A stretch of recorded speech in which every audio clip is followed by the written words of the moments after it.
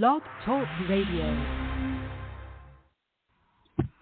Race fans, welcome to the most listened to show on the 110 Nation Radio Network. When it's hot, it's hot. Presenting you the caution flag of racing radio, the DJ Music Man, and the Tasmanian Devil of Flaggers. Here's your host, Chris, Craig, and Taz. All right, good evening, Race Chat Live fans. It is Craig Moore in the studio. We are awaiting Taz. We are awaiting the new father. Congratulations, Taz and Bree, on the birth of your precious little daughter last week. I'll let him give you the details when he joins us live in about 20 minutes. 20 minutes or so. Chris is taking care of business, a family matter. His one boy or his two boys are in an archery tournament for, I believe it's school, and I believe they're in states. So congratulations to the Creighton boys on making it that far. It was a heck of a weekend for Cup and Xfinity. Want to give a huge shout out to Chase Briscoe and Tyler Reddick, as well as Alva, Florida's own, the watermelon farmer, Ross Chastain, for their top three. Ross's third place finish of the season for Trackhouse Racing. That is phenomenal. Expect big things out of Ross over the next 31 weeks. As far as that goes, I think that team is I think Trackhouse is on a roll, and I think that they could be in for a win or two before we get to the halfway mark of the season. Chase Briscoe, of course, as I said, won his very first Cup race. I can't talk tonight. Won his very first Cup race. He said that he was crying during the last 8 or 10 laps of the race, mainly the last lap, because he was he knew that he just knew that okay, that's fine, Taz. I'll let you in. You just let me know. He knew he was going to win it, and I was listening to, I forget what show it was today. I believe it was The Godfather, Dave Moody, and he was talking about he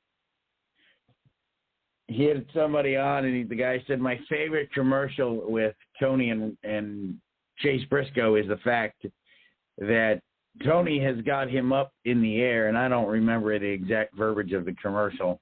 He said something to the effect of he's the greatest of all time. And Tony Stewart said, I am the GOAT. I don't know if I'd really go that far, but hey, it wasn't my commercial to write. And Mr. Mahindra, who owns Mahindra Tractors over in India, said that he was super excited. Let's see if I can get Taz on the line. Taz, you there? You got me, buddy? All right, buddy, I got you. I got you. So, hey, congratulations. Thank you. To you and the missus. I thought maybe you'd post something on the Race Chat Live page, and I actually was going to ask you if I could do it, and then it totally slipped my mind. But congratulations to you both. She is definitely precious. So, what did you think? She's definitely got some of Daddy in her, and she's already got me spoiling her already, pretty much. Well, that's kind of easy. There's no such thing as spoiling a baby. I will say she's got your nose. I will say she's got your nose. And if she has your eye, apparently she wasn't too happy that the race was over on Saturday or Sunday. from what you had said in the race chat. Well, we didn't get to watch the race Saturday. Sunday we had the Cup race on, and as it was ending, the other half was holding Alana, and she goes, "All right, now that the race is over, Mommy's gonna change the channel to watch the rest of Survivor." And without skipping a beat, she started crying her eyes out. I'm just standing there laughing hysterically. So did you take her in the bedroom and put Flow Racing on? Unfortunately, no. Well, that's what I would do. I would take her in the bedroom and I'd put Flow Racing on. And you two watch Flow Racing and let the boss lady watch whatever the heck she wants to watch. But I don't know if you heard the start. Chase Briscoe, obviously, we all know, won his first race. He was trying. He really needs to go see somebody about his hair. He's awful young to be losing it, and it was pretty much a comb over in his interview. If he didn't have a toupee, he was. He's starting to show his old age at a young time. Yeah, I was like, wow, that looks like a toupee. But congratulations to him, and of course, I believe it was Tyler Reddick finished second, and Ross Chastain finished third. And Ross Chastain, I don't remember exactly. I believe it's his second, maybe his third. Top three finish in a row. Yeah, and I got some other notables for today. Maybe I'll save them for stat of the day when we talk about it at the bottom of the hour. That's what I'll do. I'll save those for stat of the day, some of the stuff that I come up with from watching from rewatching like the highlights of the race. We were down in my father and my bonus mom getting ready for the upcoming weekend here in our area for what is called Sugar Fest.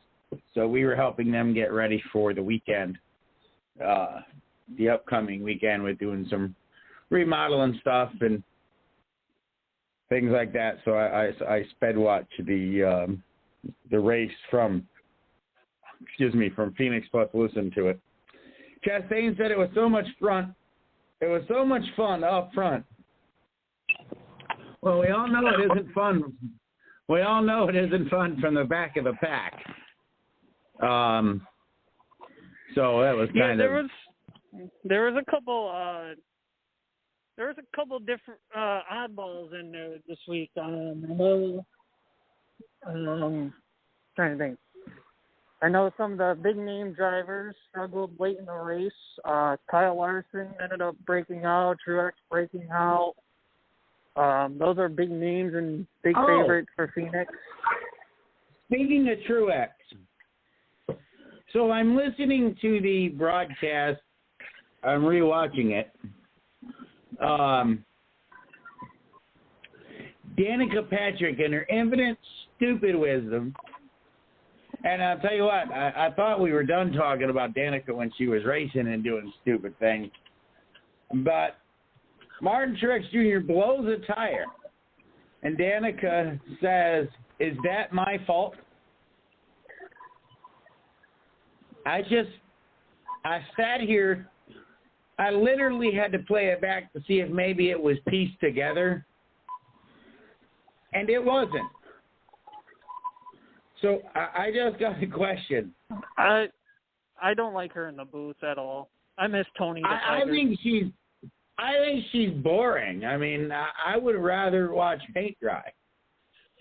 I mean, when she was with Alan Bestwick for the two SRX races, she wasn't even that thrilled, and even Alan Bestwick wasn't even all that thrilled. But that guy you compare him up with anybody. That guy will do the absolute best he can and be the most professional as possible. Hey, yo, Chico, here's the deal. His job is to make them. Their job is to make their guest announcers. Do you like my Razor Ramon reference there? Yes, I actually do. Their job is to make their guest announcer look good. So whatever they have to do to make their guest announcer look good, they'll do. There's an old adage, you can't shine and I'm not going to finish it. And that's exactly what she is in the booth. I don't like her. I think she's very vanilla. I think they need to get somebody more relevant in there. She doesn't have the extra pep in the step. No, she doesn't. The only thing she was good at in NASCAR was bringing ice to the sport and costing Tony Stewart money. With wrecked race cars. So I thought she was boring. Which is weird. Which is weird because she had a decent Xfinity career. She with did, Junior Motorsports. Like everything else in NASCAR, they seem to rush them up to the top and then do nothing with them when they're there. So that's my thing. That's my take on her in the. You sound like the WWE right now. What's that? You just sounded like the WWE right now. I know. Yeah. I swear to God, sometimes NASCAR is as scripted as that is. I got a question for you, and it's something to ponder. Sure. And we'll talk about it. And I'm interested to know everybody else's take on it. And if anybody would like to call in that's listening, you can do that at 718-664-9861. So if you want to call in and chime in on this, here's a question I've got. Huh? What's the question you got? What did you think? I totally lost my question anyway. I totally blew it because I decided to pop the number. I'll think about it in a second and go on. What was your takeaway from the Xfinity? Did you get a chance to watch it? Unfortunately, no. I didn't. I was meaning to catch the highlights of it. Well, with my little busy last few days, I haven't had a good chance to really do it. I think the only good chance I've had to watch a race is the Cup Series race. So here's the question. I just thought about it. So now we got these competition cautions, right? Which are stupid, but yes. Okay, do you know why we have them? No, and they need to get rid of them. Here's why we have them, and I learned this today. In the throes of COVID in 2020 and 2021, what did we do away with? We lost practice in qualifying on like 90% of the tracks. Correct. So the competition cautions were put in there for teams to make adjustments because there was no qualifying in practice. Which I'm fine with. NASCAR says they're going to keep the NASCAR says they're going to keep the competition cautions for the foreseeable future because we're only doing 20 minutes of practice. Now, I very seldom agree with Chris. I know he's probably listening. I very seldom agree with Chris, but on this, I will agree with him on. I do not have the time nor the patience to sit and watch 2 hours of practice. I think once they get this next-gen car nailed down at every size track, and we've been to 4 of them already, so we've already hit it. Daytona was a 2.5-mile track. California, a 2-mile track. Vegas, a 1.5-mile track. And PIR, a 1-mile track. We've already hit pretty much, except for the road courses, the the majority of the tracks that we're going to go to, the size-wise, get rid of the competition caution. You know what the cars are going to do at these tracks. Size-wise. Which is why... They don't need them, period. The point of them there was so that because there was no qualifying and no practice, which I was fine with the competition cautions.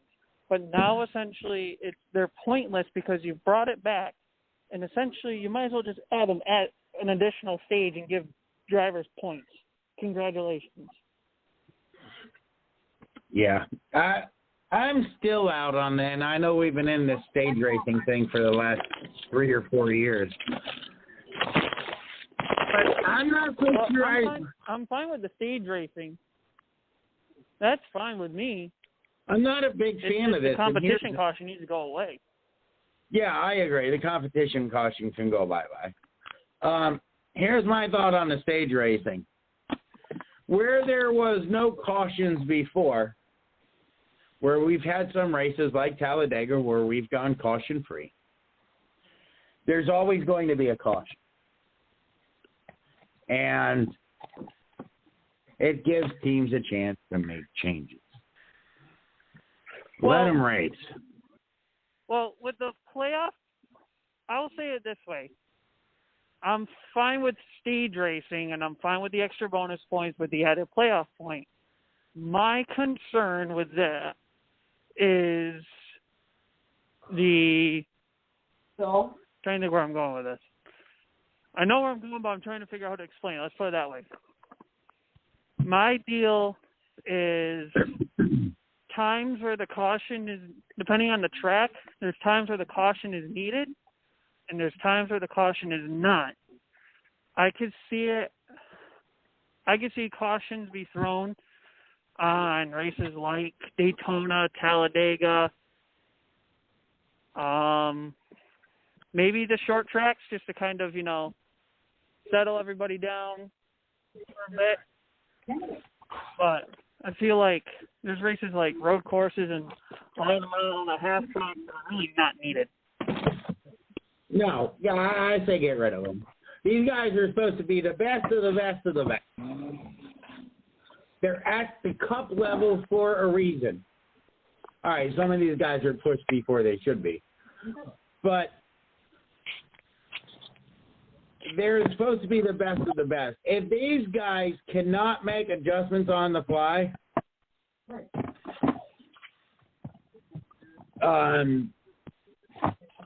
they shouldn't be in a cup car. Then they should go back to the Xfinity or the Truck Series or ARCA. And I'm not downgrading ARCA because those guys are some of the finest drivers. Truck Series and Xfinity too, but Cup Series is the best of the best. Real quick, if anybody calls in, please refrain from any obscene language, stuff you wouldn't necessarily want your grandmother to hear. I don't have a dump button. I do have a hang-up button, and people will tell you that know me, I know how to use that quite well. So, if you're going to call in, keep your comments PG. I understand Miss Lee chimed in and says Danica sucks as an announcer, even for Indy race. Yeah, she doesn't belong in the announce booth, period. She doesn't belong behind the wheel, and she doesn't belong in an announce booth. I can't say that. Xfinity. Let's talk a little bit about Xfinity racing. Noah Gragson. I feel like Noah, early on, I'm going to say right now, Noah Gragson is the championship favorite. I've seen other guys perform well, but up to Gregson's level, I haven't seen much of anyone get to that point. I mean, the guy, what are we, 4 races in? 4 for 4 on top 5s and top 10s? And he just picked up his first win of the season? Yeah, this kid is phenomenal. I I will say kudos to his team for climbing the fence. I believe I watched the end of I think we got home in time for the end of that race, or I caught it on TV. Because I watched him climb the fence, and I thought to myself, oh, my God, the only one smart that still has a helmet on is Noah. If these guys fall, it could be all bad. He told the it's Kevin Harvick that climbs the fence too, right? Yes. Kevin Harvick hasn't climbed a fence in a while, and if SHR don't get their stuff together, he won't be climbing a fence this year either. I am honestly hoping that SHR, and I'm really hoping they actually prove me right, is that SHR is going through what Hendrick went through before Johnson retired,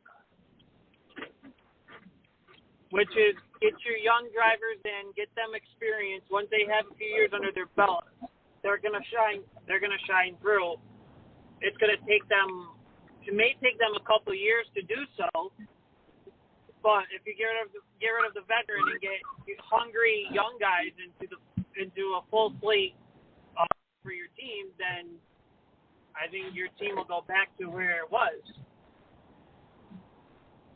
Yeah. I just hope that, we all know that Harvick is in the twilight of his career. I know Chris is a huge Kevin Harvick fan, so I'm not talking down about any particular driver, but he's in the twilight of his career. They may be using him as a test crash dummy, for a better lack of words. They may be using him for other things. I just think that, they've got to get their season turned around. I know we're going to talk power rankings here in, let's see. Well, around 8:35 to 9. They're on a good path, but not the greatest path. Let's put it that way. There is a big stat I want to read that SHR excels over everyone else, which it mind blew me because I never would have thought of that. But until I saw it, I was like, whoa, really? If you go back to look, it really happened. So it's mind blowing. You wouldn't think of it, but it's a shocker, that's for sure. The other thing, we got about 7 minutes left in this segment. Here's what shocks me. Are you ready? All right. Trevor Bayne rallies to 4th. I like to see, he's working his way back up the Cup. He's not that old. He registers a top 5 at Phoenix, and he's going to race this coming week in Atlanta. He started from the pole. He won stage 1 on lap 45, crossed 4th at stage 2, which included on lap 90, and ultimately finished 4th when the checkered flag flew at lap 200.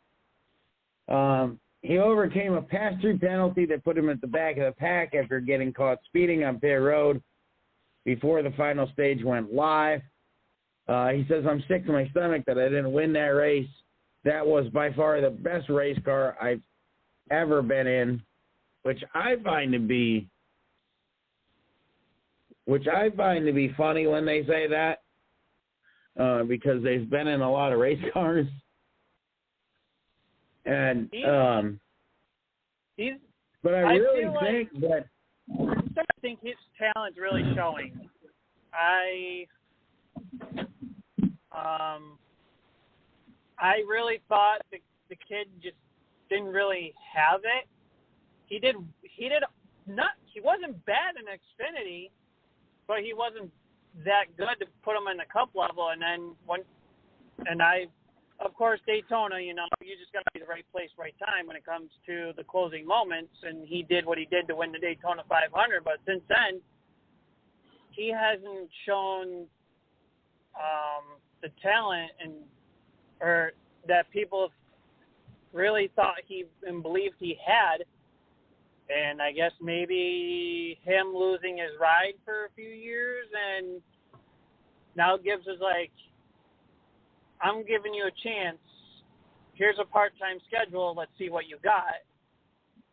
Right, make the most of it, kid. Pretty much what Gibbs said to him was, here's your opportunity, make the most of it, do what you got to do. And he was able to do that. We got Trevor Bayne is another casualty, as Miss Lee just said. And Chris says he is doing great, and he is. I expect him to win, if not this weekend at Atlanta when he runs again. If he doesn't win, he's going to be in the top 5 yet again. In other Xfinity news, the number 7 team got handed out suspensions today. NASCAR suspended crew chief Ryan Parks and crew members Blaine Anderson, the front tire changer, and Alan Hallman, the jackman, on Tuesday for 4 championship point events after the number 7 Spire Motorsports Chevrolet lost the wheel during Sunday's race. You knew that was coming. There's some black flag news for y'all. Yeah. I know I'm a little bit ahead, but I've seen that and I popped for it because I'm like, whoa. But we'll get to more black flag news at around 10 after 9 or so after we do a local roundup. We're waiting for Chris to send in our group chat his stuff. It is 8:27 here in the East Coast. We are. My name is Craig Moore. My name is Craig Moore. I am with my buddy from upstate New York, Taz Taylor. Chris is at an archery tournament for his children, and we wish them the best of luck in their archery tournament down in Mississippi. But it is time for that segment known as Stacked or Stats of the Day, because I have a stat. I have a couple of stats as well. So, Taz, go ahead. I have one. I'm trying to find my other one. But, the other one I'm trying to find, I kind of remember off the top of my head. And we hit on SHR, right? And here's the big shocker of all SHR, of all the drivers among teams, the team leading with the most top 10 finishes, shockingly enough, is Stewart-Haas Racing. They sit with 6 top 10 finishes.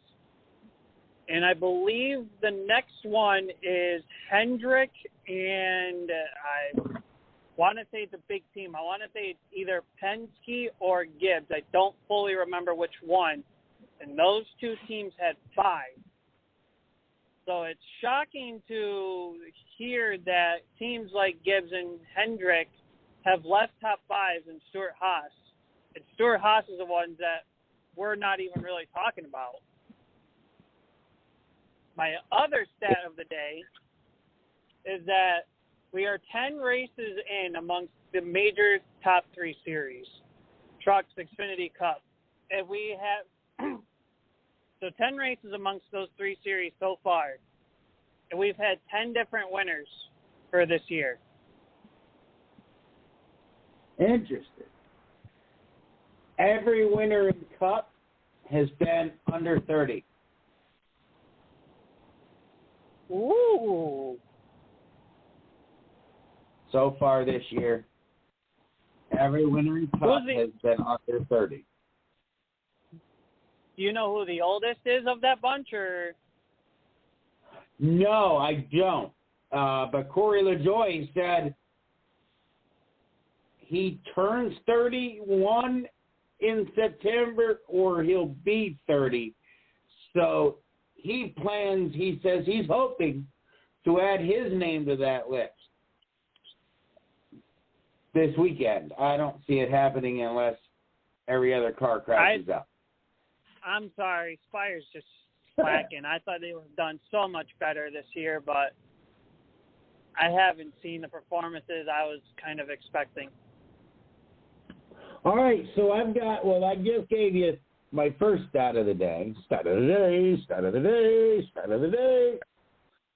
I'm going to give you my other one, AA battery.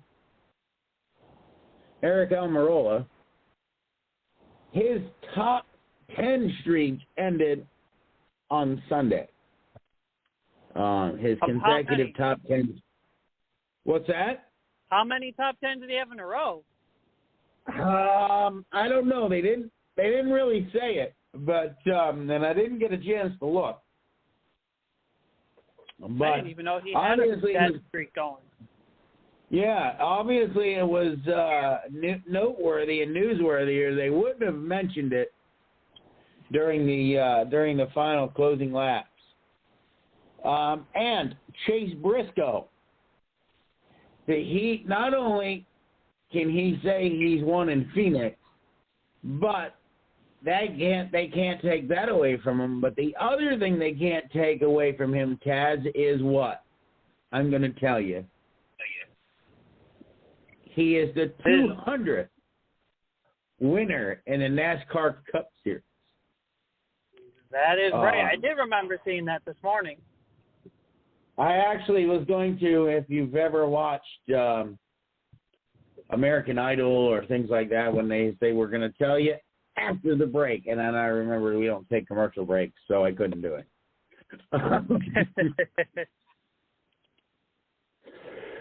So that was my two stats, and then I added the other one. I've got some, when we do checkered flag, black flag later at the top of the hour after the roundup, the local roundup. I've got some news and notes on that. Byron won stage one. Blaney charges from almost dead last to finish the second stage. To finish the first stage 13th. And then he won stage two. One of the things that impressed me about Phoenix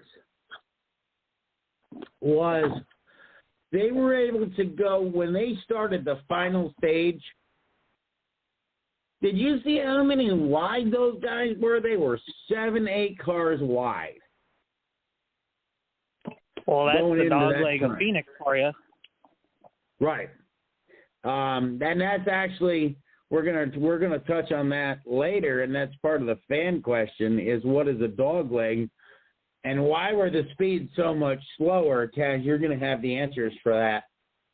You're going to have the answers for that later. Why were the speeds so much slower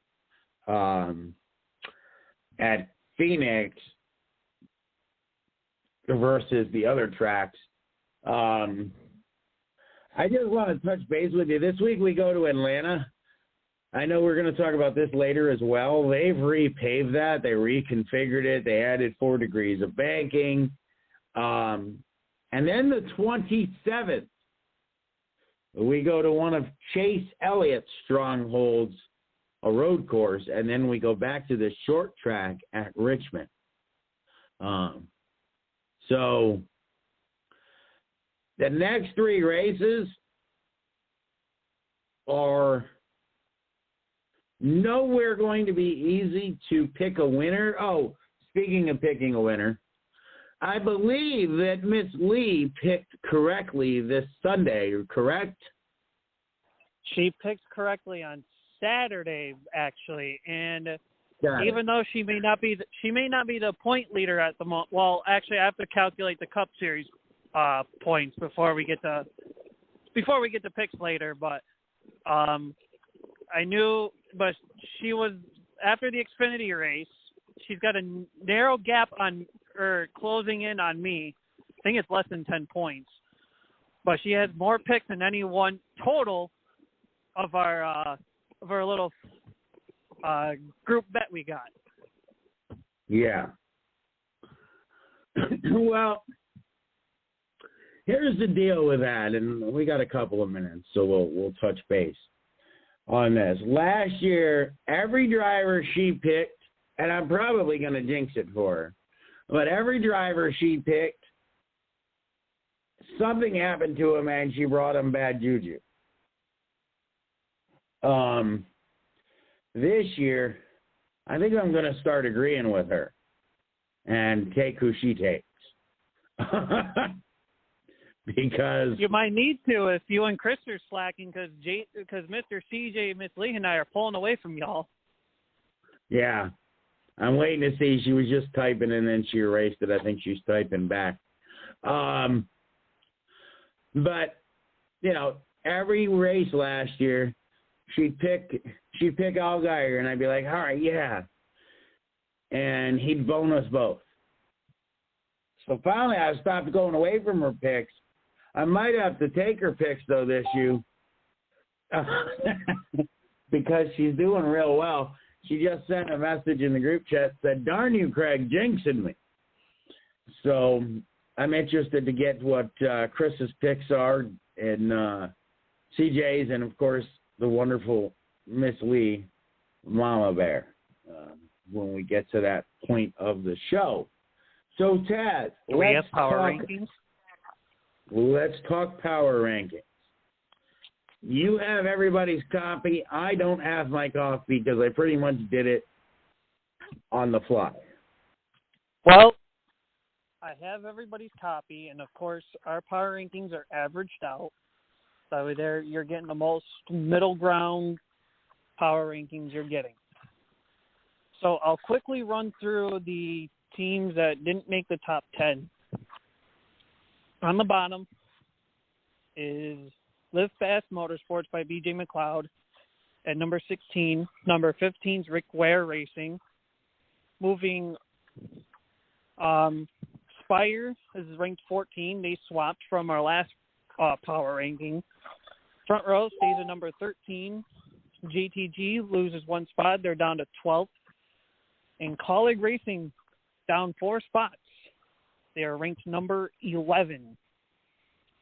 Any insight before we get further? No, let's get right into the top 10, shall we?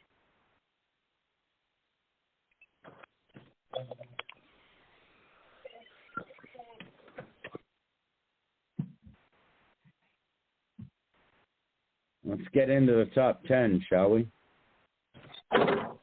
Yep, sorry about that.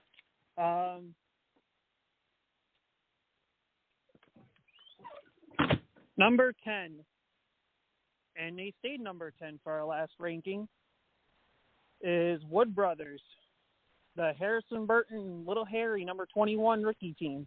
Well, Wood Brothers ain't rookie by any stretch of the means, since they're a long-term team, but they got the rookie behind them, and we average ranked to them at number 10.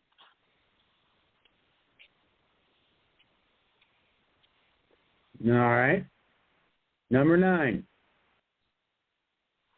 Number 9, up 3 spots.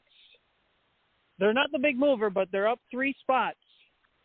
And that is the 2-car tandem of what was known as RPM Motorsports and now known as Petty GMS Motorsports. I think the main guy behind that team right now is some man Jones with his solid performances. Yeah, except for his solid performance when he looped it around and wrecked it this weekend. Yeah, some man Jones so far has done very well this year. I am very impressed. I knew he's had talent. I think the pressure of him having teammates behind him has gone away because last year he ran as a single-car team, and now he took that as like, okay, this is my time to shine on my own. I don't have any pressure. Now this year he has a teammate, but at least he has that I believe he has that self-confidence in himself now. Now, who was that? I'm sorry. I was reading what Miss Lee said. Eric Jones. He didn't have. Yeah, I do too. I think he didn't have teammates last year. Right. I think with the teammates, he has somebody to play off of. He has somebody to look at their notes and vice versa. Hey, what are you doing at PIR that maybe I'm not doing, or what's your setup like, or what shock package are you running? What spring package are you running? What are you using for air? And what's your poundage in air? And so I think that if you have somebody to run off of, play off of, yeah, I agree, Chris. That Jones boy does need to finish, though. He does need to finish. He can get it started, but he performs well, just can't finish. Yeah, exactly. And I think once he gets finishes, he will be fine. And I think that's right where they're right where they need to be. Well, except for the finishes. Well, you have to also think that there's Pillsbury Ty Dillon, but I haven't seen much out of him, which is why I'm kind of holding them back. I want to move him forward, but I haven't seen the performance out of Ty Dillon that he used to have with Jermaine. Now, here's the thought, and I'm interested to hear what you say and then what our colleagues say in our chat. Could that be because now he's with a bigger organization, so it's in the reverse for him, where before he had everything to prove, he had to do it himself. Now he has a teammate to fall back on. Sorry, my phone slipped. And he's relying on a teammate. I think that he needs to get his head out of his rear end. That team needs to figure out what he needs to run that race car the way he needs to run it. I don't care what your name is. I don't care what your name is. Look at Kyle Petty, prime example, the king's son. The man won 8 races in his career, maybe 9. Is he going to be forever known as Austin's brother, or does he want to break out? And I agree, Miss Lee. Or does he want to be? Does he always want to be known as Austin's brother, or does he want to have his own identity? Miss Lee said in our group chat, RPM's going to put more support behind Jones than Dillon. Yeah, and I'm not sure why. I'd love to hear Miss Lee's thoughts on that. I'd love if Miss Lee would call in. I know she's not a big talker on the phone, but I'd love to have her call in, chime in, and give us her thoughts.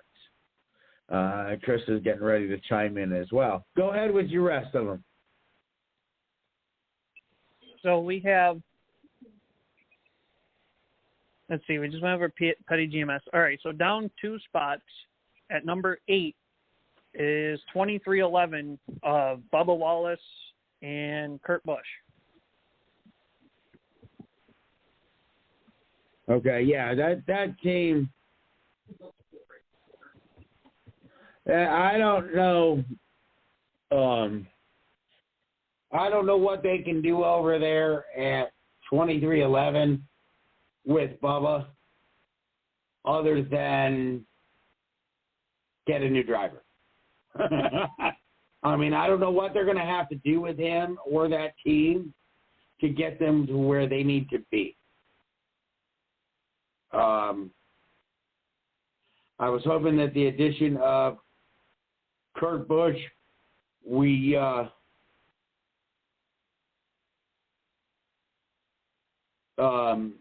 that they would find their groove for Bubba. and they have not, except for Daytona.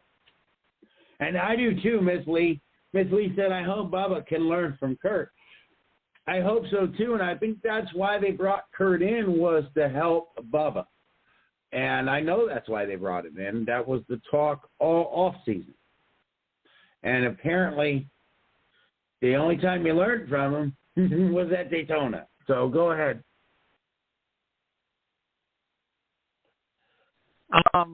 Kurt Busch, I don't know. He's excelling less. I don't know if it's because of the slack Bubba's giving him, but I don't know if it's him still trying to adjust from Chevy to Toyota. Maybe I'm wrong in that aspect, but Bubba hasn't had his performances either. They're not the worst, Well, here's a good point Miss Lee brought up. Is Bubba teachable? Does he want to learn? You know how we said earlier about one driver being the catalyst to make somebody else better? Yep. That's what Kurt is at 2311 for. Kurt's in the twilight of his career. It's no secret.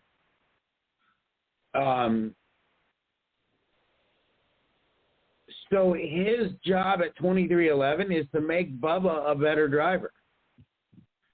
Can they do that? Is he teachable? Or like Miss Lee just said, is his ego going to get in the way? Bubba Wallace's ego going to get in the way? You know, we all think that we're an expert in what we do. It doesn't matter what we do, but if our ego isn't in check, you know, it's going to hurt us. So, you know, that's all I've got to say about 2311. Next.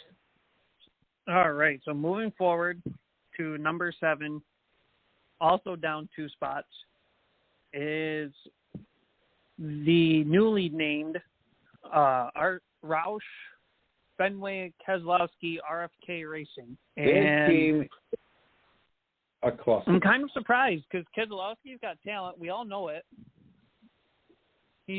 I've only seen him run up front, in like 2 races, I think, out of the 4 we've had. And one of them was Daytona, and then I haven't seen much of Buescher at all either. No. I honestly wasn't. I forget where I put these guys in my list. I honestly wasn't even going to rank them because they've got major issues over there. This reminds me of Roush Fenway Racing of old. I agree, Lee. Well, he's had the most terrible time since the move. Yeah, I was hoping that he would help Roush by becoming a better competitor out of Buescher. We know Buescher's got the talent. And if I'm not mistaken, Keselowski is an engineer. He went to school for engineering, or was that Newman? I know Newman did. Brad probably did. But if I'm not mistaken, so did Brad. So I don't know what Brad and that team over there at RFK Racing have to do, but they need to do it quickly. Or they're going to be one of those also ran teams like BJ McLeod. Which every time I want to say BJ McLeod, I want to say BJ McKay and his best friend Bear, because that's about what it reminds me of. I just did it myself, but that's okay. Go ahead on your number 6, Tess. Buescher's talented, but RFK is a mess. Yeah. Ain't that the truth? Yeah. I mean, and Buescher could be in the twilight of his career. If things don't turn around, can people afford to keep paying him for subpar performances? No. And I'm going to tell you what. They'll get rid of him before Keselowski will step out of the car. You know, they're not going to waste money They can't figure it out. And just like unlike any other sport, they fire the coach, not the player. Well, in this case, they're going to fire the player, not the coach. Go ahead with number 6. At number 6, moving up 2 spots, is Trackhouse. Ross Chastain with his current streak of top 3 finishes. Suarez has ran very well. He's kind of like Jones, runs well, just needs to finish better. I think that team's on an uprise and quick. Well, there's no doubt. There's no doubt. Since the CGR or Chip Ganassi move that they had. And who owns that? Pitbull. Isn't Pitbull part of the owner? Part owners of that team, if I remember him right. And Justin Marks. Yeah, him and Justin Marks.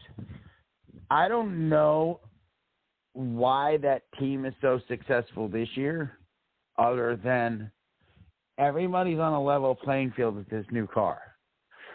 Will things change once we're halfway through the season? Who knows? But the road that Trackhouse is on now, I'm going to tell you what. I think you're going to see another first-time winner this weekend, and I'll tell you who I think that's going to be coming up at 9:30. Suarez definitely needs to finish better. You know, what does he call his amigo? My amigo, Daniel Suarez. He needs to finish better, Paco. That's a really bad Spanish dialect, but you get what I mean. He needs to finish better. He needs to put the finishes together.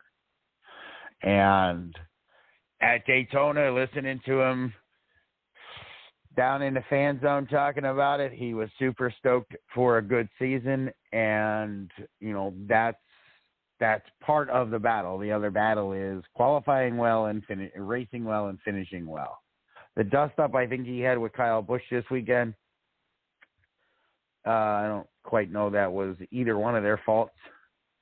I do know that Daniel got a little loose, and then Kyle was coming up and just tapped him. And I forgot they got into Austin Dillon and took Dillon out. But I seriously think Trackhouse they're set for a victory, I would say, before the All-Star, before the summer switch to NBC. Go ahead, Taz, number 5. All right. Top 5.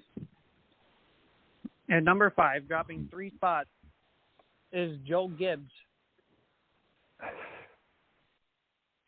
Yeah, I don't know what to say about JGR other than they need to figure it out. Kyle's had a mess of problems. He can't use it. They don't have practice. They don't have qualifying. He doesn't like this new practice format. I get it. It's 20 minutes instead of an hour and a half. But they all are dealing with the same amount of practice time. So that's not an excuse. It's even across the board. The same excuse he had last year. Well, we're not practicing, we're not qualifying. Well, you all aren't practicing or qualifying, so come up with another excuse, Kyle. Well, I'm trying to find, when it came to the top 5, I was trying to figure out consistency. Like who's been more consistent and stuff like that.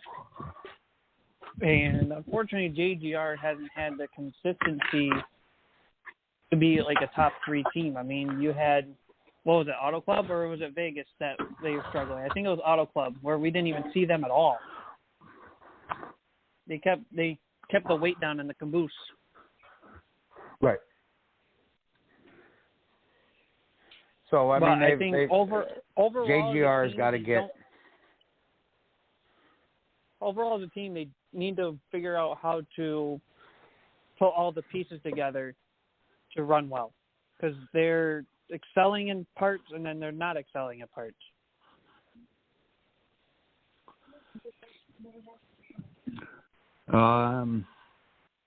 JGR and Toyota in general are struggling this year, Miss Lee said, and I can't agree more. They all need to figure out what the problem is. They're not the power team that they once were. And if they don't figure it out soon, they could have no drivers in the top 16. I go with number 4 because we're up against 4 minutes. Number 4, they didn't even move at all from our last ranking, is Richard Childress Racing, and I think that's a solid spot for them. Being a 2-car tandem, Tyler Reddick, for the most part, leading the charge out of that tandem. Austin Dillon somehow shining through towards the end of the race each week. Yeah, I agree with that. I agree with that. Tyler Reddick was they're right where they need to be. Tyler Reddick was a favorite to win Auto Club in Las Vegas. Unfortunately, Auto Club didn't favor him, but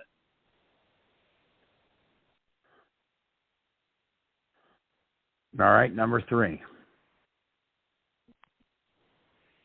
All right, number 3, the big mover, up 6 spots, is none other than SHR. Yeah, Ford has and SHR, they have done some major things. What's your take on it, Mr. Taylor? SHR, they've been the quiet team. As I mentioned earlier in Stat of the Day, they have the most top 10 finishes amongst all teams. They're beating out Hendrick and another big team. It may be just by one top 10, but they can have the bragging rights saying, well, we have the most top 10s. Where are you guys? Briscoe has obviously got a win under his belt. Harvick was starting to shine through here at Phoenix. Eric Almirola has had some gloats of spotlight. Custer would start early, but he would always find an issue each week. So,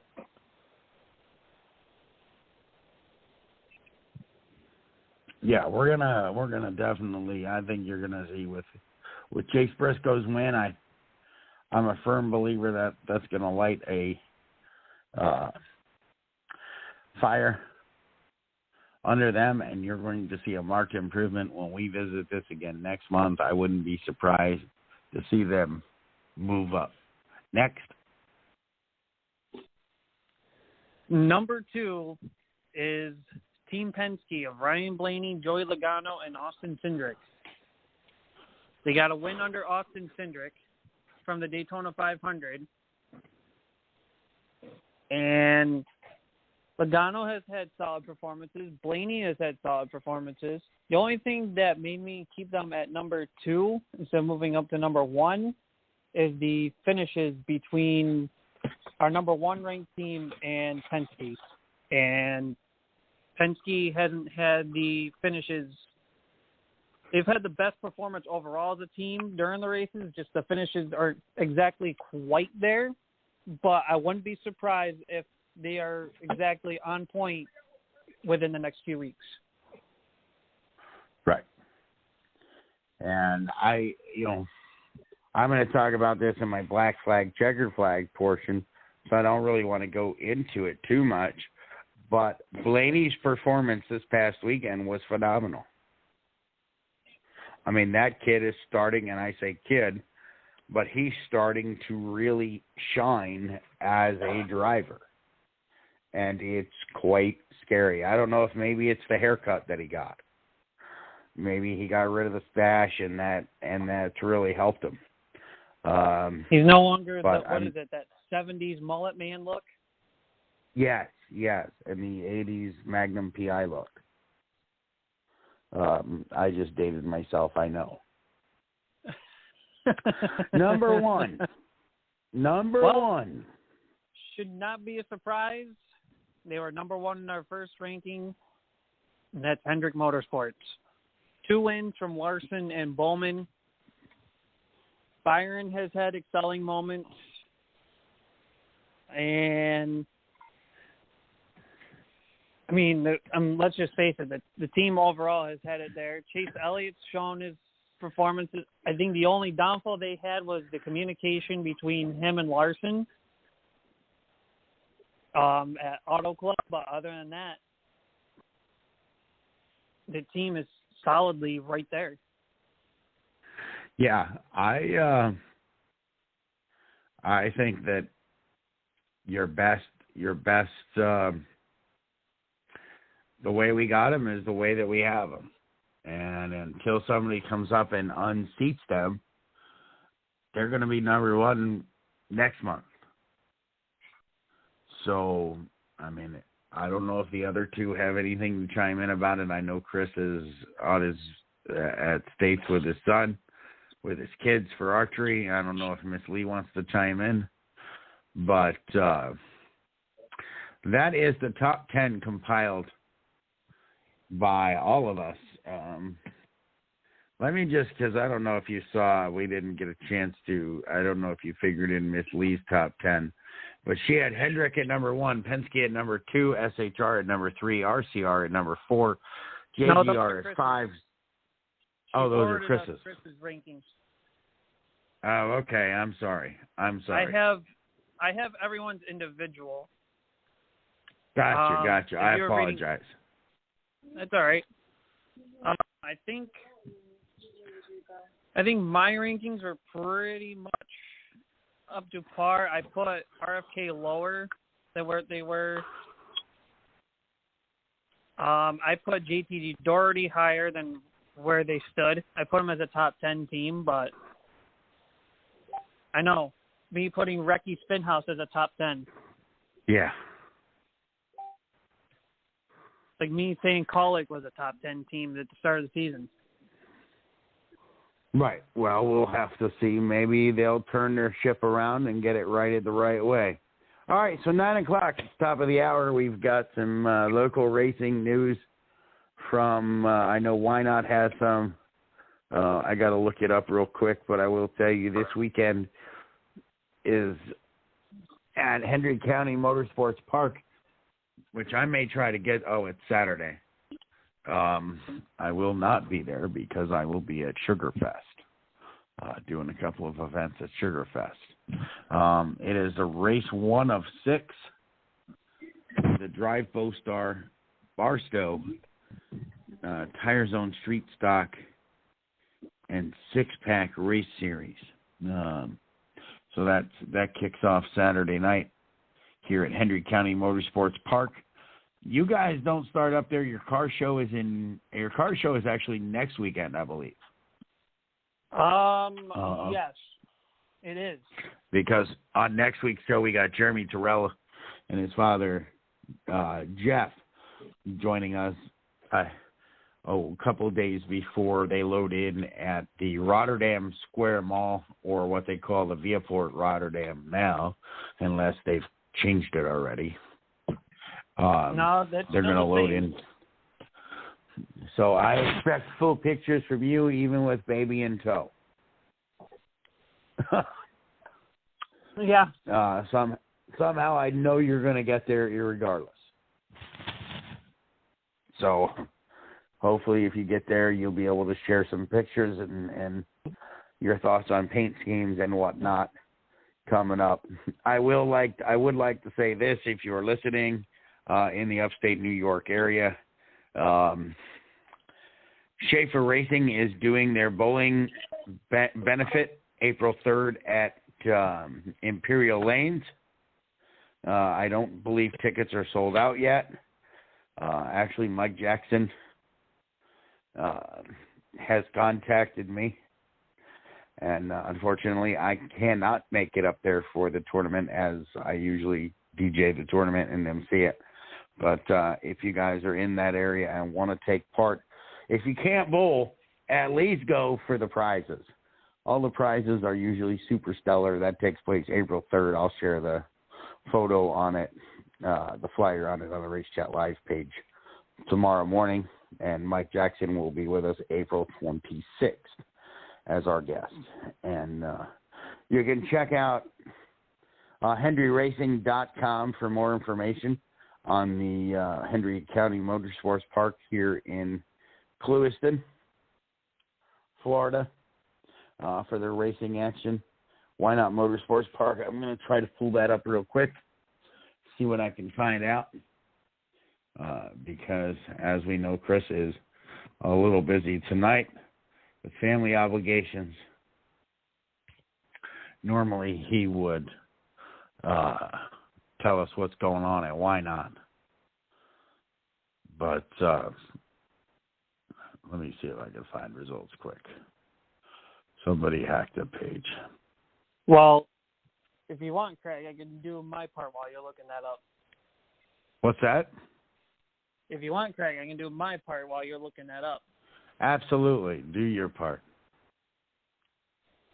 So, Short Track Super Series, the elite race from Georgetown Speedway got postponed till end of October due to the wonderful Mother Nature winter weather up here in the Northeast. She decided to take a poop on that one.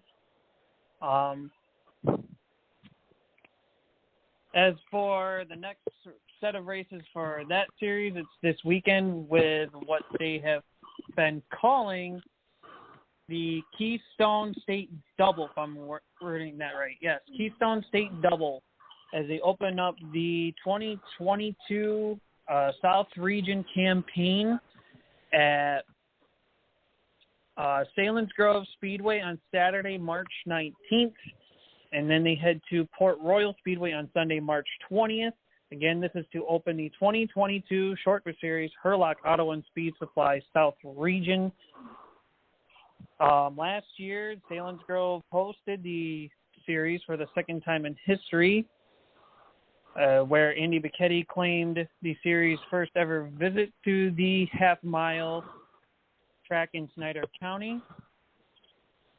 He bested two New York stars of Anthony Perego and Matt Shepard to claim that victory. This year's icebreaker at Salins Grove will once again pay $5,000 to the winner, with a boosted $500 to take the green. The appearance for Port Royal this weekend will pay $5,000 to win as well, $500 to start. Both events are 400 laps, or 40 laps, not 400, 40 laps in distance. The spring version of the Speed Showcase 40, hosted by the Speed Palace, Port Royal, is the third of its kind. 5 of the previous 7 appearances have taken place in the month of October. The Canadian Money Matt Williamson is the only 2-time series winner at Port Royal, claiming back-to-back victories in October of 2020 and March of 21. Williams' 2020 triumph came in the inaugural Speed Showcase 200, which paid him $53,000 to win. Stuart Friesen joined Williamson as Speed Showcase 200 winners in the fall of 21, claiming the $50,000 prize at that time. And the defending series champion is looking to start the South Region campaign, Mike Mahaney, Magic Mike, to defend his crown for 2022. Nice. I did find information on Why Not Motorsports Park. It is the House of Hook, baby. You can you go to that track on the 19th, you will hear none other than one of the voices of Race Chat Live in the booth calling the action, Mr. Chris Creighton. That is the next weekly racing event, which is March 19th. That is this Saturday. So be sure to get there for that if you're down in that neck of the woods. And then they race again April 2nd. So that's it for the local stuff, unless you've got anything else, Mr. Taylor.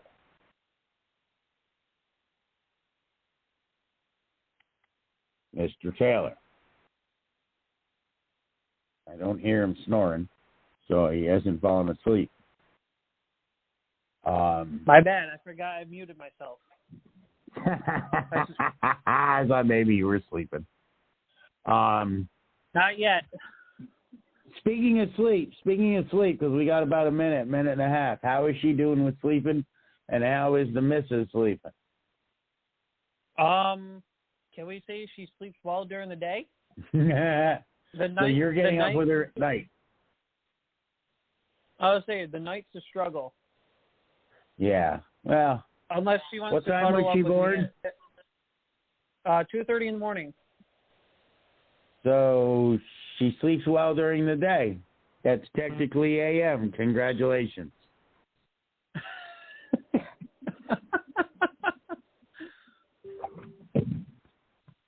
Technically AM. Congratulations.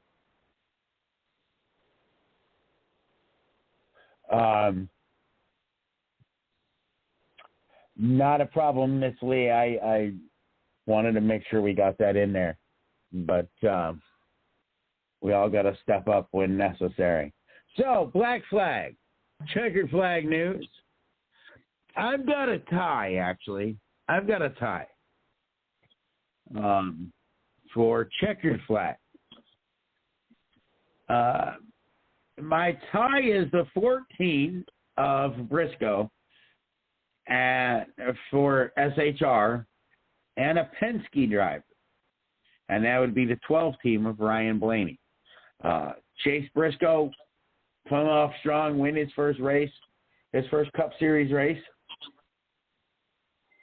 And Blaney for overcoming obstacle upon obstacle. It's amazing what you can do when your heart and soul is into something. I don't know if I necessarily have a black flag for this week, other than tire issues. We still got to figure out what we're going to do. NASCAR still got to figure out what they're doing with the tire. It's a shame that we're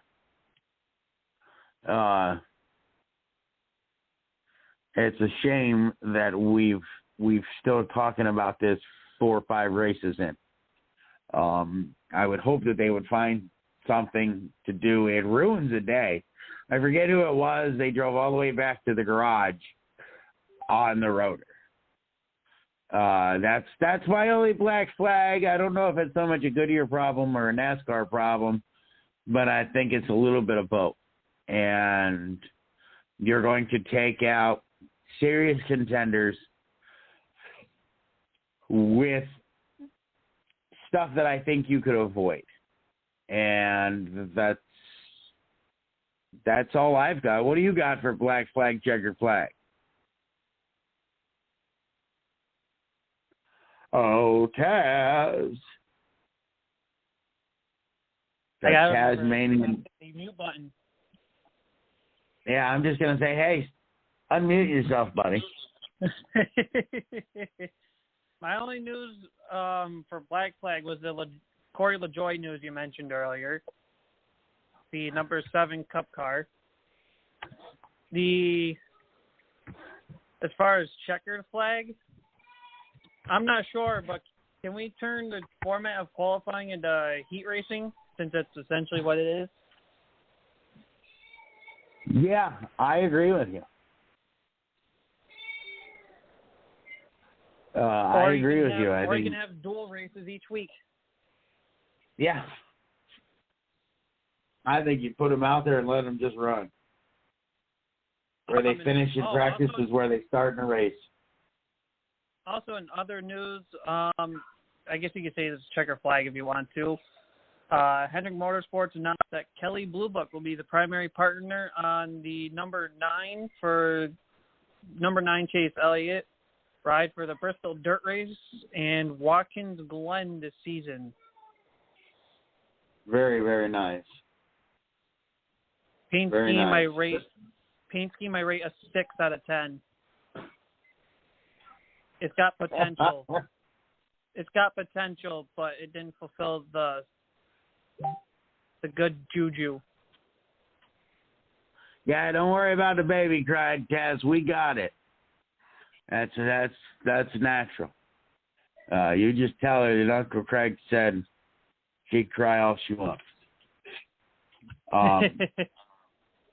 Because you're going to be done here in a little while, and you'll take care of her so the nice lady can get some rest.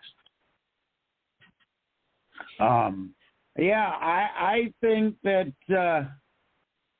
I'm glad we're talking about the Bristol Dirt Race. I'm glad that it's at night because that's where the dirt race belongs. and it's the way that it should be. It should be ran at night, and that's all there is to it. So I'm glad to see that. And I think it's cool that Kelly Blue Book has signed on for at least 2 races this year, and to help out Hendrick. I really wish they'd do something with Kyle Larson over at Hendrick so I can stop seeing HendrickCars.com on his car. I remember back in the day, and I'm sure Chris and Miss Lee, as well as CJ, and probably yourself, would remember when that was. He has Valvoline Trusted this past week. Yeah. Bright red thing you can't miss. You know what? And it threw me off. Speaking of that, getting back to my original thought, it used to be when he would put his dealership on, when he put his family of dealerships on, it was because he couldn't get a sponsor. And now it's just easier. But getting back to the Kyle Busch car, it totally threw me off to see DeWalt on his car. I was looking at it today, and I'm like, Kyle Busch, where the hell is he? And then I was like, oh, he's in the DeWalt 18 DeWalt car. Like, it totally threw me off. And I guess we're going to have to get used to that because M&M Mars is not coming back next year. Yeah, I remember, I think it was like 2 or 3 times during the race, I was like, look at that DeWalt car go Christopher Bell. And then it would get a close up on it. I'll be like, wait, Bell's in the Craftsman car. Who's got DeWalt? And then it was the 18. And I was like, okay. I'm used to Christopher Bell or Matt Kenseth having that sponsor. Right.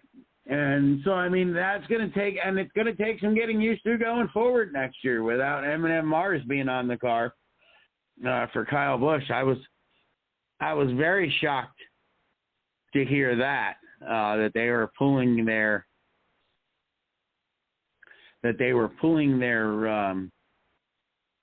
sponsorship. Their contract. Because I would have thought that they'd be there until KB retired and took over Joe Gibbs Racing, or started his own Cup team.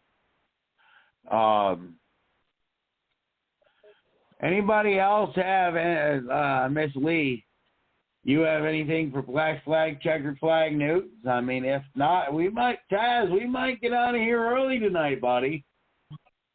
We might. Coming up in a little bit, we're going to have the fan question, and I'm going to let Taz handle it. I have my answer, and I know what the answer is. But again, if you were in the 110 thread earlier, I know Taz, you were Chris Lee, and I'm sure CJ saw it. I had a smart aleck answer for it. But coming up with the fan question is the tracks. Phoenix was slower than any other track so far that we've been to this year. Why is that, and what's a dog leg? So Taz is going to talk about that. We're going to have the pick line up here in a little bit. Miss Lee's chomping at the bit because she gets to go last, I think. We'll find out about that. If I might have to answer the fan question and get points done kind of quick. That's fine. But let's talk Atlanta repaved for a little while. So they've repaved the track. They've repaved the track. They've added 4 degrees of banking. Last I heard this morning, they were talking about putting in the yellow line rule. If nobody's familiar with the yellow line rule is, it happens at Talladega and Daytona. Simply means you cannot go below the yellow line to make a pass. If you do, you are shuffled back. You cannot advance your position under the double yellow line. They're doing this because this track is going to be bad fast. And by bad fast, I mean this. The tires, there's new pavement. There's new asphalt down. So the track is baby smooth. So there's no ruts, there's no divots, there's no nothing, there's no bumps. It's smooth just like a baby's backside. This allows the cars to go faster. Now, they say they're using the 500 horsepower package, and the spoilers are going to be very, very hot to create downforce. They're going to need the downforce because they're going to reach speeds, I guarantee you, over 200 miles an hour in qualifying. Kaz. Yes. Are they going to, do you think that applying the double yellow line rule to Atlanta for this race, at least they're talking, if not the whole track, part of it, going into turn one, coming out of one or going out of two? Do you think it's a good move or a bad move?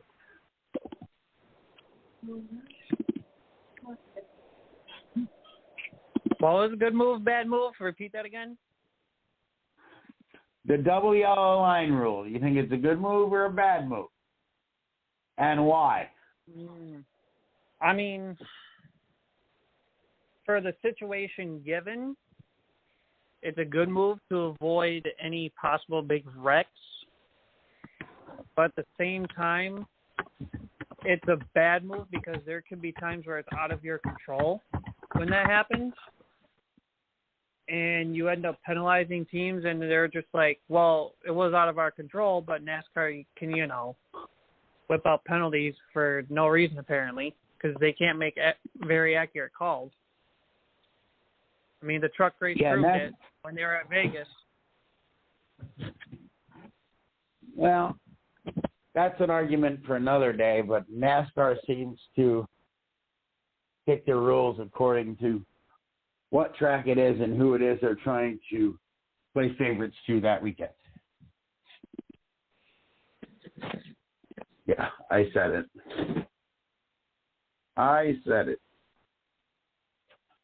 But I don't know. We'll have to see whether, we'll have to see whether or not it works in their favor. I know they're the 500 horsepower package and taller spoilers is definitely on the market for this weekend. So that'll definitely be interesting. All right. Did you find what you were looking for doing the points lineup? Calculating the total points after I got the cup points in. So by we, you've enlisted the help of the lady of the house. So by we, that means you have enlisted the help of the mother of the house. If you want to word it that way, sure. That's all right. Listen, I know how that goes. When I need something done, I get it. I normally have her do it for me because it gets done quick and it gets done the right way the first time. We are We are about seconds away.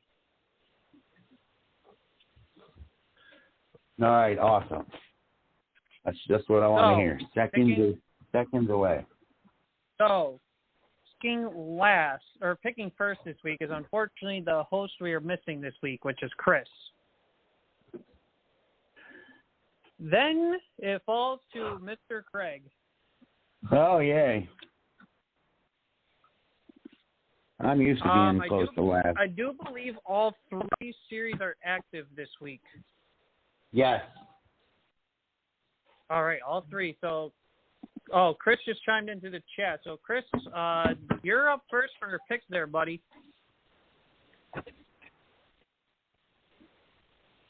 And we're at the newly paved Atlanta. So I'm so used to Chris being in the studio, he's actually in the chat because he's on his way back from the States with his boys. He's going nematode on the trucks. Wow. John Hunter Nemachat. Kind of like that, though. Kind of like that, I ain't gonna lie. Same here. That's a solid pick I'll go with. And his Xfinity pick is not a shocker. I can't see it, so who is it? It's the let's see, you got the Rasp, you got the Blue, you got the Berries. So he's going Josh Berry. Yeah. Berry, Blueberry, Josh Berry. All right, and for the Cup, he's got Mr. Vin Diesel Riddick, Tyler Riddick. You got to be kidding me. Holy cow. I could see that happening. He's knocking on the door. He knocked on the door last week, actually.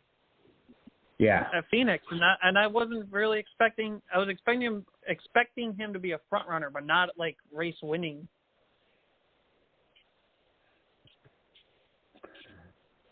All right. So Craig, so there we have Chris. You are up on the deck board, sir. All right. So,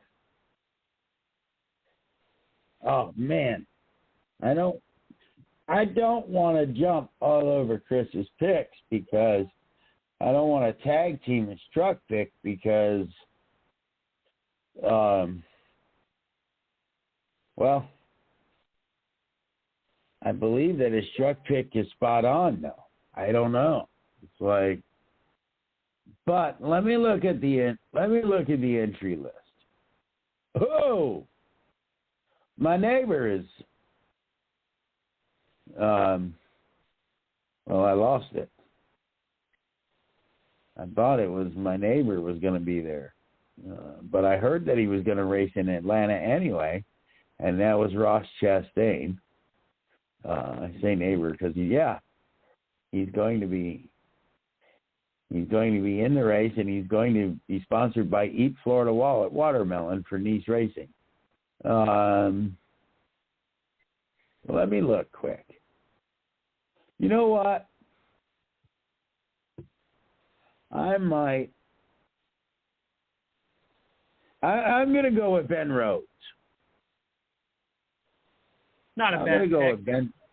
I'm going to go with Ben Rhodes in the Cup. Chastain running trucks as well as Cup. Well, Chastain is not an eligible pick for the truck race. No, because I would have picked him if he was. All right, Miss Lee's got some interesting picks. I can't wait to get to those. I'm going to agree with CJ in the Xfinity race. I'm going to go 2 for 2 for Noah Gragson. And in Cup,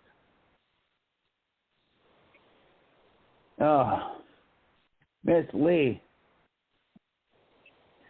you're killing me. You're killing me, Smalls. You're killing me. She took Blaney. All right, well, I guess I'm going to go with Larson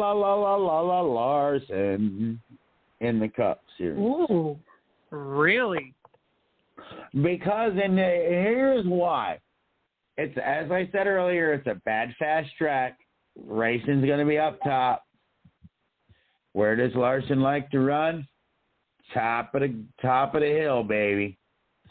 And I'm hoping that him and CJ's pick have like kissed and made up. Because if not, it could be a long ride back to Charlotte. So if you've not figured out who CJ's pick is for Cup, shame on you. So those are my picks. All right. And I'm gonna write these down now because I always forget them. Mr. CJ, his picks, first for trucks, is Reese's Priest's Ryan Priest. His Xfinity pick is he's saying this guy will go 2 in a row, no aggressive, Noah Gragson. And then his final pick for Cup Series is the face that runs the place, Chase Elliott. All right. Miss Lee, Mama Bear, as we affectionately, call her here at the 110, our PR extraordinaire lady. She's taking Johnny Hunter Nemechek, and she says, dang it, Chris. I'm taking Josh Berry, too, except in the Cup Series, she's going with the Magnum PI wannabe, Ryan Blaney for Cup in the Cup Series race. So definitely going to be interesting. She is actually leading the points, and as I said, I'm happy for her.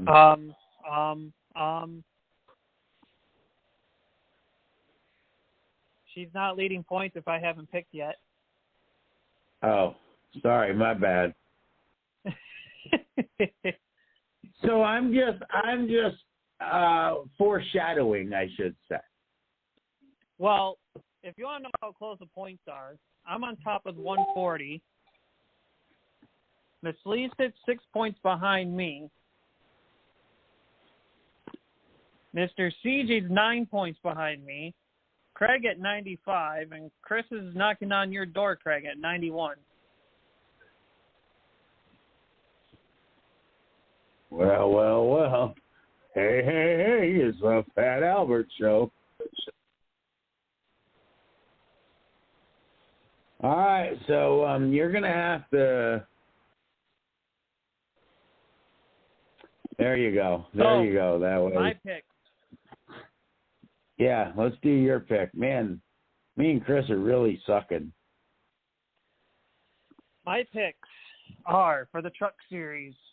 I am hoping that his team rebounds from an unfortunate DQ. He won at Daytona. He would have been second had the DQ not happened at Las Vegas. So I am rolling with Zane Smith for the Truck Series.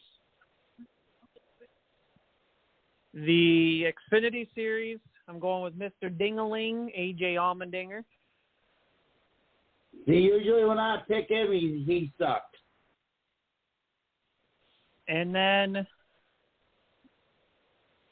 she can't hate me this week because I didn't pick her driver, so we're going with my Cup pick is Mr. Face that runs the place.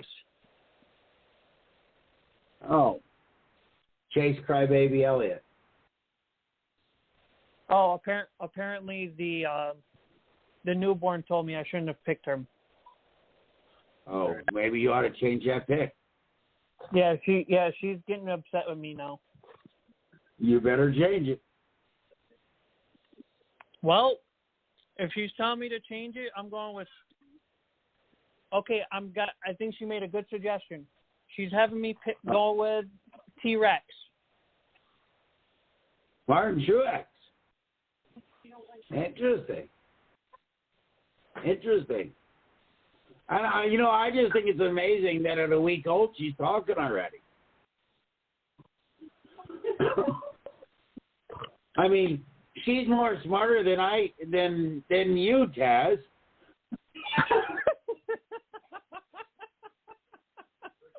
She must have got her mother's brains. We haven't figured out who her driver is yet there, Miss Lee. I just know that my 5-year-old likes the McDonald's car. That's all I can tell you. Well, that's because she likes the McDonald's fries. More like the McDonald's And nuggets. McDonald's has a play place. I ain't going to lie. Oh, so essentially for the kiddos, we haven't figured out the newborn's favorite car or driver yet, but the 5-year-old daughter. As long as says, you don't put her in Chase Elliott. Nope. The 5-year-old daughter says she likes the McDonald's car, and yeah, go Happy Meal. And the 3-year-old stepson, the beast himself, he likes the M&M's car. Well, that's because he likes M&M's.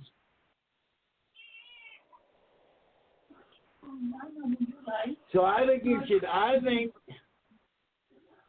think you should give her Ross Chastain because she gonna like watermelon. Sorry. Well, if her favorite driver is anything as her mood when she's hungry, then she's her driver would be Bushy, and I can't say the last name. Right. All right. So we know everybody's driver. And my grandson is a Kyle Busch fan. Well, we won't hold that against him, Miss Lee. We love him anyway. We don't know him, but we love him because we love you. All right, so here's the fan question. And then it's going to be time to get out of here. You can actually get to sleep before 2 a.m., Taz. Good luck with that. Listen, I'm being optimistic. Maybe 4 p.m., maybe 4 a.m. What time you got to be to work? What time you got to be to work? 9 a.m. Oh, you can go to bed at 7 then. You know, mothers do it all the time, so I don't see why you can't do it. The fan question. What is a dog leg? What is a dog leg in a racetrack? What is a dog leg? What is a dog leg and why were speeds slower at this track than compared to the first races of the season? So the reason as to what is a dog leg, essentially, well, I'm not sure if this will answer both what and why, but Phoenix was built in 1964 around the Estrella Mountains on the outskirts of Avondale. Because of the terrain and the incorporation of a road course and drag strip, designers had to build a dog leg into the backstretch.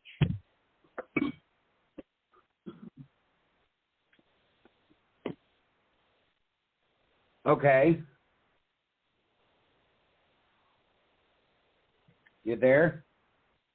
Yep, we're still here. The right. original road course was 2 miles in length, ran both inside and outside of the main oval track. Hillsides adjacent to the track also offer a unique vantage point to watch races from.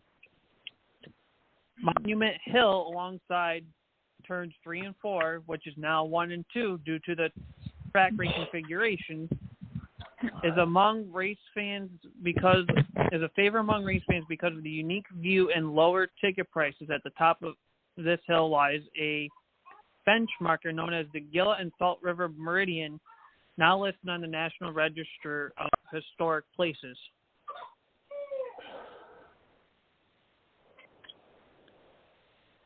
Right. So I'm kind of hoping that essentially is like that kind of answers the what and also the why. Probably more answers why than what. The what pretty much is it's shaped like a dog's hind leg. It's an abrupt angle. It's pretty much what I got out of it when I researched it. You did the what, you did the why, I'll do the what.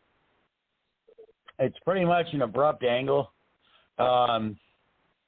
And they actually, you'll hear them say quite a bit, they cut the dog leg.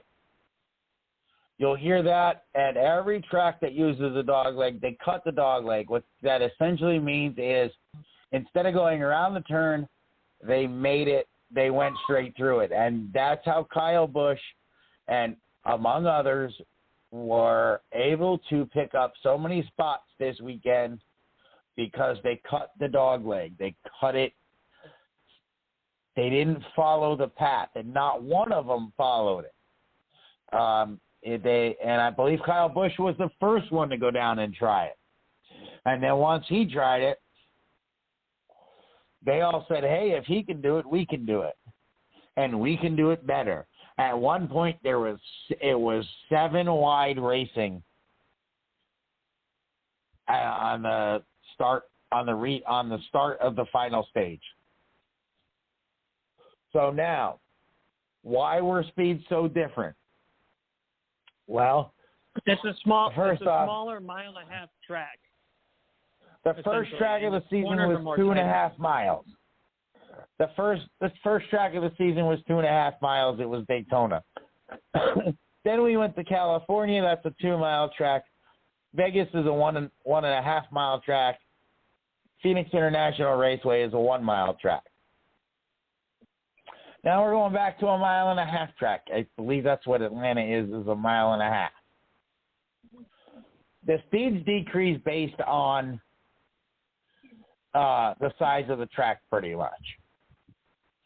And that's why, and different horsepower and different setups in the car and whatnot. So that's why the speeds decrease the way that they did.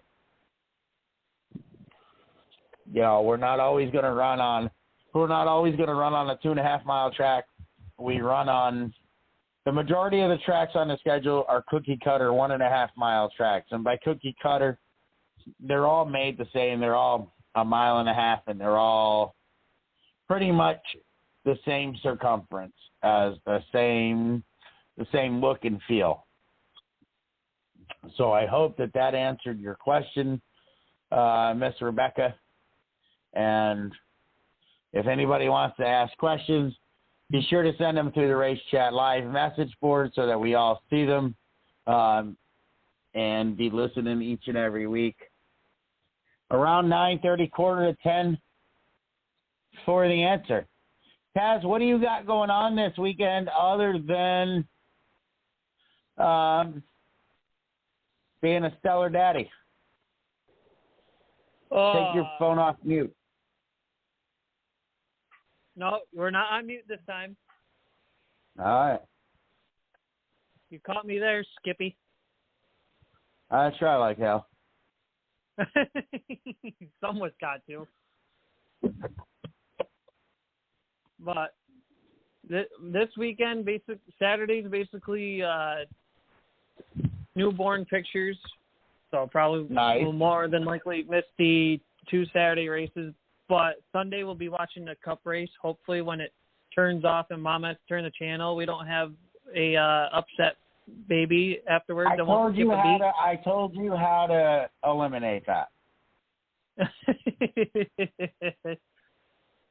Go in the bedroom and turn off Flow Racing.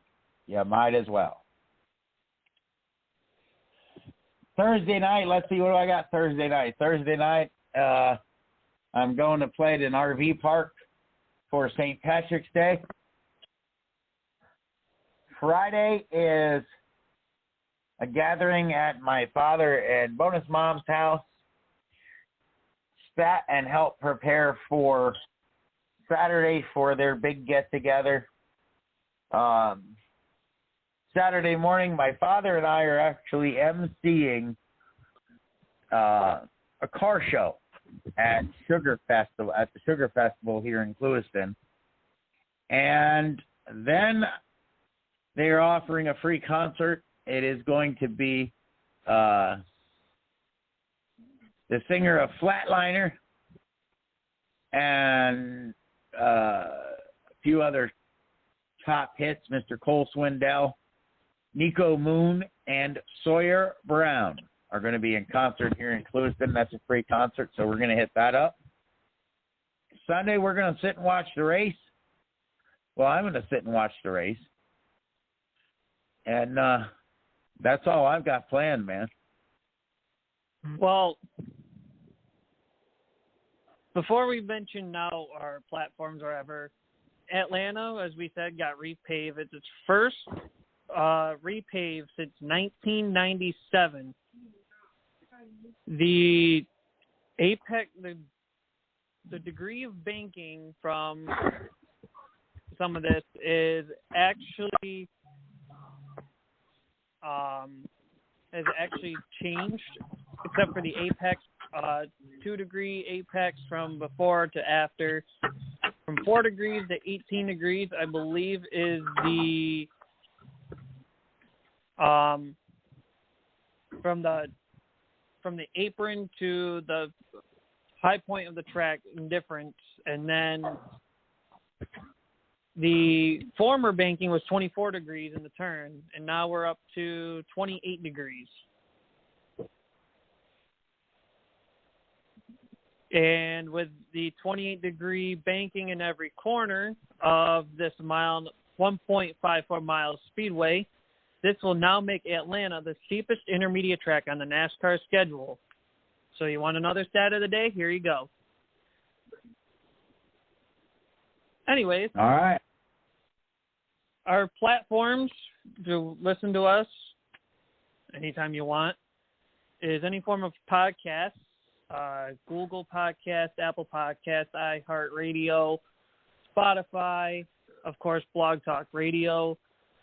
You can always listen to the 110 Nation Sports Show on Monday nights with Mr. CJ Sports.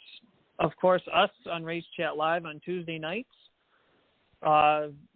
In a month or so, we'll have Thursday nights active with the Southern Dirt Track Report, as Artie and Jared will be back on once again with the 110 Nation.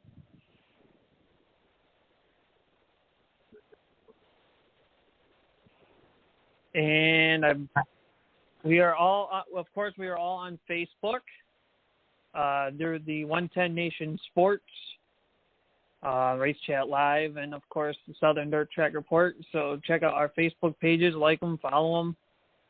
Some pages putting up some form of content to keep you up to date on anything sports related, racing related. Listen, if you want to know anything about sports in general, you need to check out the 110 Nation Facebook page.